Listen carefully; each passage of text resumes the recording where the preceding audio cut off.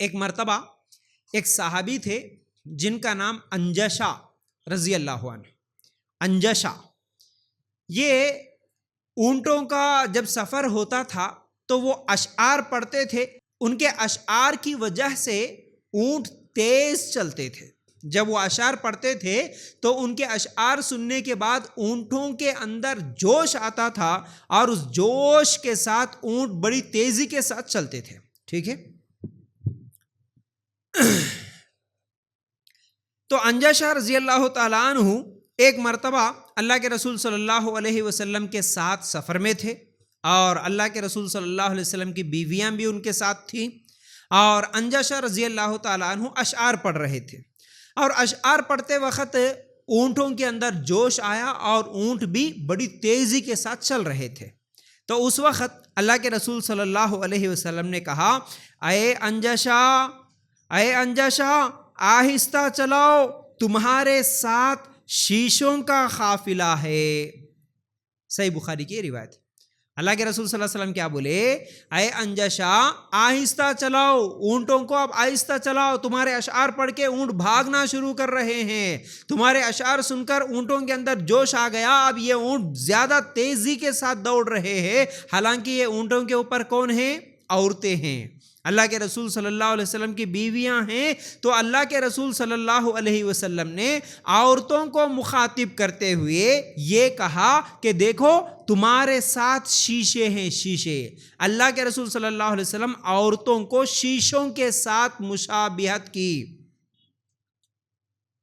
اللہ کے رسول صلی اللہ علیہ وسلم کا یہ کہنا کہ تمہارے ساتھ شیشوں کا قافلہ ہے، مطلب تمہارے ساتھ نازک عورتوں کا قافلہ ہے.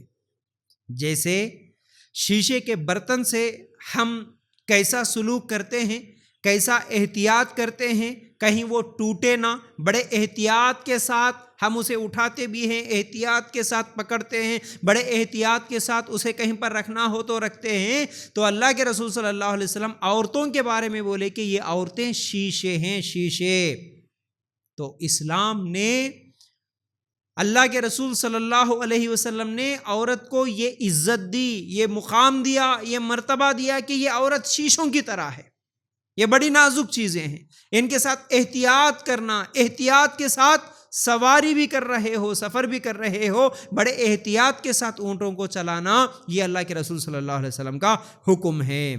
اچھا، اس کے بعد اللہ کے رسول صلی اللہ علیہ وسلم نے حجۃ الوداع کے موقع پر کہا اے لوگو عورتوں کے معاملے میں اللہ سے ڈرو. صحیح مسلم کی روایت ہے.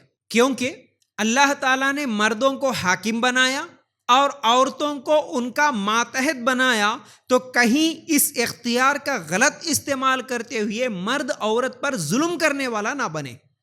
اس لیے اللہ کے رسول صلی اللہ علیہ وسلم نے کہا اے لوگو عورتوں کے معاملے میں اللہ سے ڈرو. کون سا خطبہ تھا وہ؟ حجۃ الوداع کا خطبہ تھا. تقریباً 1,40,000 کا مجمع تھا. اس میں اللہ کے رسول صلی اللہ علیہ وسلم نے کہا عورتوں کے معاملے میں اللہ سے ڈرو، اللہ سے ڈرو، کیونکہ اللہ تعالیٰ تم لوگوں کو حاکم بنایا، تمہارے ماتحت ہے عورتیں. اب اس اتھارٹی کا، اس پاور کا غلط استعمال کرتے ہوئے میں حاکم ہوں، میں ذمہ دار ہوں، میں مرد ہوں، اب میں جیسا چاہے ویسا کروں، جیسا چاہے ویسا عورتوں کے ساتھ سلوک کروں. اگر اس طرح سوچ کے تم عورتوں کے اوپر اگر ظلم کرے تو کل قیامت کے دن پکڑے جاؤ گے. اس لیے اللہ کے رسول صلی اللہ علیہ وسلم نے فرمایا عورتوں کے معاملے میں اللہ سے ڈرو، ڈرتے ہوئے ان کے اوپر ظلم مت کرو، ان کے ساتھ انصاف کے ساتھ رحم دلی کے ساتھ ان کے ساتھ زندگی گزارو. ٹھیک ہے. چلیے اس کے بعد یہ تمام چیزیں، اتنی باتیں جو ابھی تک میں نے بتایا، قرآن کی آیتوں کی روشنی میں اور حدیثوں کی روشنی میں کیا سمجھ میں آیا؟ ایک تو اللہ تعالیٰ ظلم کو پسند نہیں کرتا، اللہ تعالیٰ ظلم کرنے والے کو پسند نہیں کرتا، ظالم کو اللہ تعالیٰ برابر عذاب دے گا، اللہ تعالیٰ پکڑ لے گا. اس لیے کسی بھی قسم کے ظلم سے ہمیں بچنا چاہیے. اور اس کے بعد میں نے جو حدیثیں رکھی اس سے کیا معلوم ہوا؟ اللہ کے رسول صلی اللہ علیہ وسلم نے عورتوں کے تعلق سے جو چیزیں کہی ہیں، عورت ایک نازک چیز ہے، ان کے ساتھ احتیاط کرنا ہے، ان کے ساتھ نرم مزاجی کے ساتھ زندگی گزارنا ہے، اور ان کے اوپر ظلم نہیں کرنا ہے، اور ان کے معاملے میں اللہ تعالیٰ سے ڈرنا ہے. یہ اللہ کے رسول صلی اللہ علیہ وسلم کی تعلیمات ہے. تو جب اسلام عورتوں کے ساتھ اچھا سلوک کرنے کا حکم دے رہا ہے، اسلام عورتوں کے اوپر ظلم کرنے سے منع کر رہا ہے، تو ہمارا سماج، ہمارا معاشرہ، موجودہ دور میں جو لوگ ہیں، کیا یہ لوگ عورتوں کے اوپر ظلم کرنے سے بچے ہوئے ہیں؟ اگر ہم دیکھیں گے تو نہیں۔ پہلے بھی ظلم ہوتا تھا۔ کب؟ جب اللہ کے رسول صلی اللہ علیہ وسلم نہیں آئے تو اس زمانے میں بھی عورتوں کے اوپر ظلم ہوتا تھا۔ آپ سب بارہا سنتے ہی رہتے ہیں، بار بار سنتے ہی رہتے ہیں، مکے کے مشرک لڑکی جب پیدا ہوتی تو زندہ دفن کر دیتے تھے۔ مکے کے مشرک عورتوں کے اوپر کئی طرح کا ظلم کرتے تھے۔ صرف مکے کے مشرک ہی نہیں بلکہ پوری دنیا میں عورتوں کے اوپر ظلم ہوتا تھا۔ عورت بری چیز مانی جاتی تھی۔ عورت کا شوہر مر گیا تو اس کے ساتھ اس عورت کو بھی جلا دیتے تھے، عورت کو منحوس سمجھتے تھے۔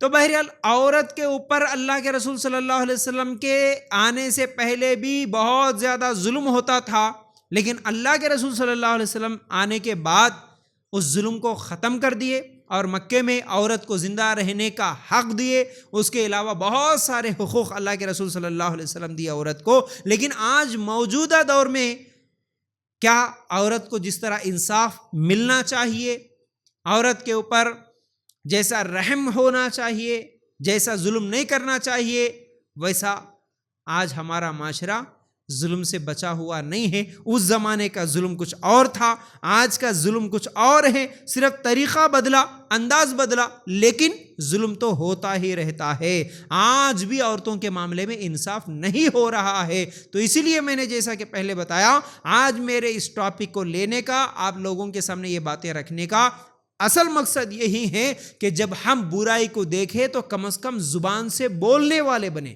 جب ہم بولیں گے، دیکھیے آپ کے گھر میں، آپ کے پڑوسی میں بھی اگر کوئی کسی کو مار رہا ہے، آپ اگر جا کے کم از کم روک نہیں سکتے، دور سے کم از کم بولیں گے، بھائی خاموش بیٹھو، بھائی ایسا مت کرو، بھائی یہ غلط ہے، اس طرح کم از کم بولیں گے تو وہ ظلم سے رک سکتا ہے۔